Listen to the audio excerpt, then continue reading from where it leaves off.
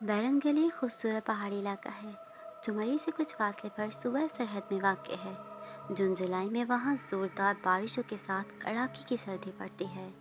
कई साल पहले मैंने जून जुलाई के महीने में बैरन गली जाने का इरादा किया। यूँ तो मैं इससे पहले दोबारा वहाँ जाकर उस जगह की बेमिसाल खूबसूरती का नज़ारा कर चुका था, मगर इस बार मेरा अजीज़ दोस्त यासिर भी मेरे साथ था। उसे शुरू से ही अच्छे मनाजिर की पेंटिंग करने का शौक था और वो खूबसूरत पहाड़ी इलाकों की तलाश में रहता था। वो ये भी देखना चाहता था कि जून जुलाई के इंतहाई गर्म दिनों में पाकिस्तान में ऐसा कौन सा इलाका है जहाँ गर्म शालों और गर्म कपड़े पहनने की ज़रूरत पड़ती है। इस सफ़र में मेरा पठान मुलाजिम खान गुल भी मेरे साथ था, जो पहाड़ी इलाकों की खासी मालूमात रखता था और कई पहाड़ी ज़बानें भी जानता था।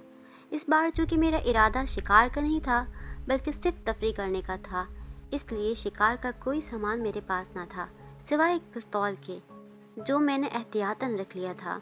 एबटाबाद से हमने बस के ज़रिए बैरन गली जाने का इरादा किया। रास्ते में कई खूबसूरत मनाज़र देखकर यासिर तस्वीरें खींचता रहा। उसने कहा कि वो घर जाकर तस्वीरें देखकर पेंटिंग बना लेगा, क्योंकि वक्त की कमी के बायस हर जगह रुककर 3-4 घंटा गुजारना नामुमकिन था। 6000 फीट की बुलंदी पर पहुंचते ही अचानक काली घटाएं मंड आए और हल्की हल्की बूंदाबांदी पड़ने लगी। मैंने और खान गुल ने तो गर्म कपड़े पहने हुए थे, मगर यासिर सर्दी से बाकायदा कांपने लगा। उसने गर्म शाल निकाल कर ओढ़ते हुए कहा, उमर जमा, यहाँ तो वाकई बहुत सर्दी है। मैं कुछ सोच भी नहीं सकता था, इस महीने में यहाँ इतनी सर्दी पड़ती है। बैरन गली पहुंचकर हमने पैदल सफ़र शुरू किया। खूबसूरत नज़ारे थे, चारों तरफ हरियाली थी, फूल सामने शोर मचाते दरिया और रंग बेरंगी उड़ते परिंदे। हमारे पास खैमा लगाने का पूरा सामान था और हमारा इरादा सामने मौजूद लाल खान डुना नाम के पहाड़ पर खैमा लगाने का था। वहां जाते हुए रास्ते में खान गुल ने रात की खाने के लिए ज़रूरी सामान लिया और मकामी लोगों से बातचीत की। खान गुल बोला, साहब जी, ये लोग कहते हैं कि लकड़ी के पुल के उस पार जंगल की तरफ एक भूत रहता है, जिसने कई महीनों से मकामी लोगों का जीना हराम कर दिया है। अब तो वो कई आदमियों की गर्दन मोड़ चुका है। खान गुल जोर देकर बोला, जी हाँ, उन सब का कहना है कि अगर हम जंगल के आसपास जाने का इरादा रखते हैं तो मत जाएं, क्योंकि वहाँ जाने में ख़तरा है। मैंने बेपरवाही से कहा, ये सब महज किस्से कहानियाँ हैं। पहाड़ी इलाकों में बच्चों को डराने के लिए कई झूठे किस्से सुनाए जाते हैं, जो बाद में मशहूर हो जाते हैं। मेरी बात पर खान गुल कहने लगा, मुझे भी कुछ ऐसा ही लगता है, हो सकता है वहाँ कोई जंगली जानवर हो। यासिर ने खान गुल से पूछा, क्या ये लोग पहाड़ का नाम भी ले रहे थे? नहीं, उनका कहना है कि भूत के खौफ से कोई पुल के उस पार भी नहीं जाता, जबकि पहाड़ पर चढ़ने के लिए पुल को पार करना ज़रूरी है।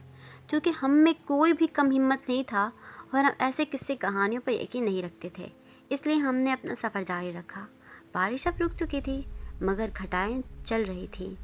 यासिर को एक ही फिक्र थी कि अगर बारिश हो गई तो वो पेंटिंग कैसे बनाएगा। जल्द ही हम पुल के पार जाकर पहाड़ी की चोटी पर पहुंच गए। यहाँ चारों तरफ हरियाली थी और नीचे बैरन गली का खूबसूरत मंजर देखने के लायक था।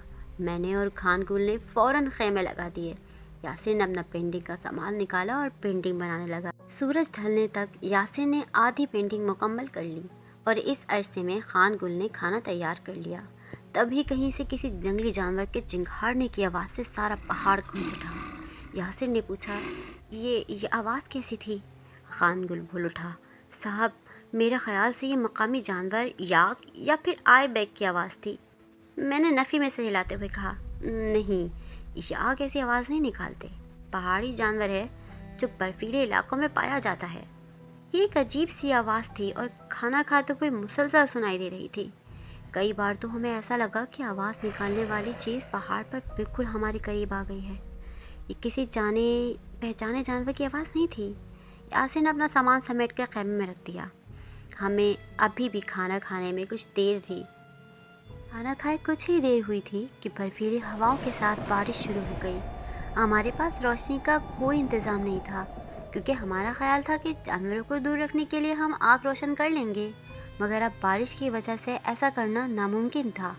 आग जल्द ही बुझ गई। ये देखकर खान गुल कहने लगा, मैं जाकर पहरा देता हूँ ताकि कोई जानवर खैमे में न घुस आए। मैंने हंसकर पूछा, क्या तुम भूत से खौफज़दा हो? یاسر بولا، نہیں، میرا خیال میں خان گل ٹھیک کہہ رہا ہے، ہم تینوں کو باری باری جاگ کر پہرا دینا چاہیے۔ ہم نے کہا، ٹھیک ہے، تم دونوں سو جاؤ، میں جاگتا ہوں۔ نہیں صاحب، آپ دونوں سو جائیں، میں رات کی دوسرے پہر آپ کو اٹھا دوں گا، خان گل نے کہا، اور ہم دونوں خیمے میں چلے گئے۔ رات کے تیسرے پہر خان گل کی چیخ سے اچانک میری آنکھ کھل گئی۔ میں نے کچھ دیر انتظار کیا کہ کیا واقعی خان گل کی آواز تھی یا میرا وہم تھا۔ تب قریب سے وہی چنگھاڑ سنائی تھی۔